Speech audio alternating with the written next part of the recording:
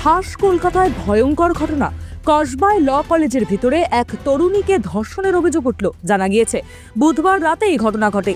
নির্যাতিতার অভিযোগের ভিত্তিতে ওই কলেজেরই ৩ জনকে গ্রেফতার করেছে পুলিশ।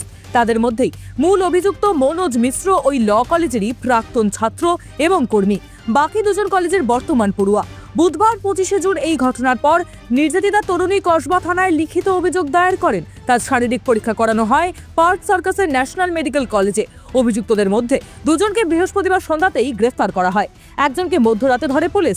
এই ঘটনা নিয়ে রাজনৈতিক চাপানোতর ক্রমেই বাড়ছে। কলেজের উপাধ্যক্ষ নয়না চট্টোপাধ্যায় কি বলেছেন শুনুন। এরপরে বেলার দিকে পুলিশ আমাকে ফোন করে জানালো, আপনারা জানেন আমি government affiliated college, government affiliated college. হ্যাঁ, আমার এখন পর্যন্ত আমি ভাইস প্রিন্সিপাল।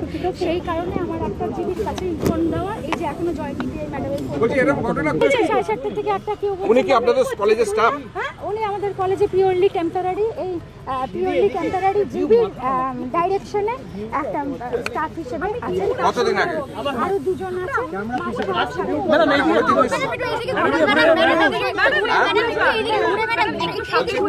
আরে একটা কথা বলছে তো, মনোজিৎ মিশ্র কি আপনার কলেজের স্টাফ?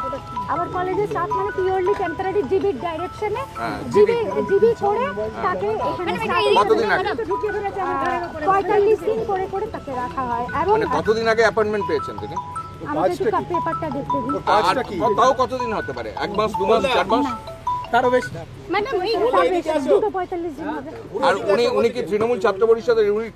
আমি দেখুন এইসব যেদিন এই অ্যাপয়েন্টমেন্টগুলো হয় সেদিন জিবির মাধ্যমে হয়। উনি একটা প্রাক্তন ছাত্র হিসেবে তার লয়ের ডিগ্রি ছিল, সে দিয়েছে। তার সঙ্গে যাদের 2 জনের রোলটা কি ছিল, কাজটা কি? ও অফিসের কাজ করতে, মানে অফিসের মানে খাতাপত্র এইসব টেম্পোরারি অ্যাপয়েন্টমেন্ট, জিবি ডাইরেকশন আমার রেজলিউশন আছে। ম্যাডাম একটা কথা শুনুন, আমাকে একটু কলেজে ঢুকে আমাকে জয়েন কিছু করার নেই দাদা, করতে দিন। আমি এখনো অফিশিয়ালি কিছু করতে পারি না। আপনি জানেন নিরাপত্তা কি করছে? ম্যাডাম নিরাপত্তা নিয়ে এটা তো একজন ভাইস প্রিন্সিপালের দায়িত্বটা, যে কখন আর 3 দিন ছাত্র জানতে পারে এখন কলেজে। এটা বের করো তো। আমি সকালবেলা ভাইস জিবি প্রেসিডেন্টের বাড়িতে যাই। উনি বলেছেন সোমবার দিন এসে ড্রাস্টিক স্টেপ নেবে। এবার আমি তো একটা অ্যাফিলিয়েটেড কলেজ, আমি তো একলা ব্যবস্থা নিতে পারবো না বলুন। কিন্তু যা ব্যবস্থা, যা আইনত তাই হবে। যত আপন, যত ছাত্র যা থাকুক, সে যদি নিজেও থাকে।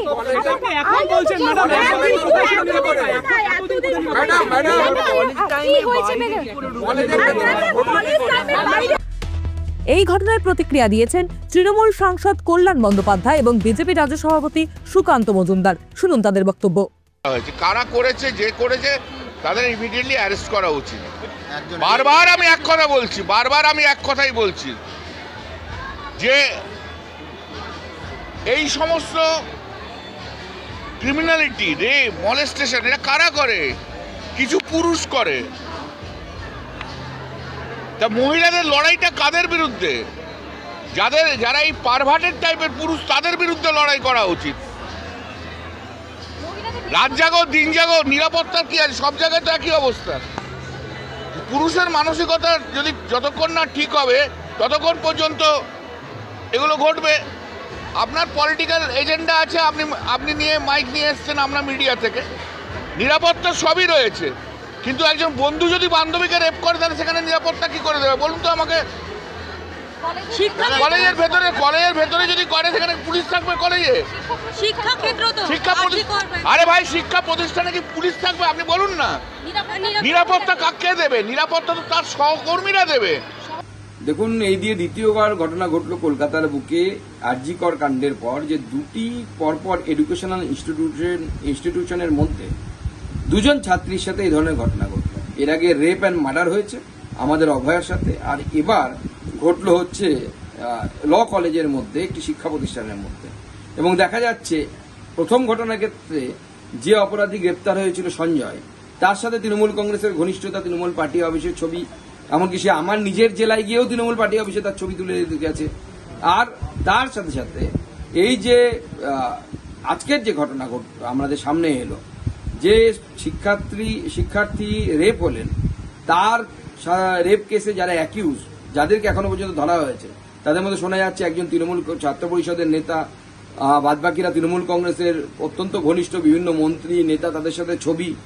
পরিষ্কার দেখাচ্ছে যে মমতা বন্দ্যোপাধ্যায়ের সরকারের যে প্রোৎসাহন কিভাবে মমতা বন্দ্যোপাধ্যায় এবং বিভিন্ন নেতা নেত্রীরা তারা যেভাবে রেপের পর রেপের ঘটনাকে ধামাচাপা দেওয়ার চেষ্টা করে, বিভিন্ন ধরনের মন্তব্য আসে যে এই মেয়েটির সাথে ছেলেটির সম্পর্ক ছিল, অবৈধ সম্পর্ক ছিল, মেয়েটি প্রেগনেন্ট ছিল, কোনো সময় এই ধরনের মন্তব্য আসে সেই পার্ক স্ট্রিট কাণ্ডে।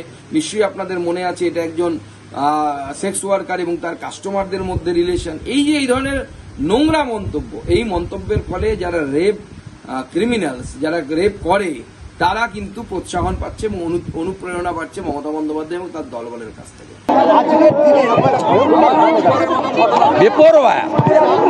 বেপরোয়া হয়েছে, এর জন্য পুলিশ দায়ী। মনোজ বার্মা, বিনীত গোয়েল, রাজীব কুমার দেখুন সব কি করছে গিয়ে ওখানে। কলকাতা পুলিশকে তো পুরো নিয়ে চলে গেছে দীঘাতে। লোক তো নেই দীঘায়, জামা খুলিয়ে পুলিশকে দিয়ে হাঁটাবে। এই রাজ্যের মুখ্যমন্ত্রীর চেয়ারে থাকার যোগ্যতা নেই। আমরা ইস্যু টেক আপ করছি এবং খুব বড় জিনিস হবে।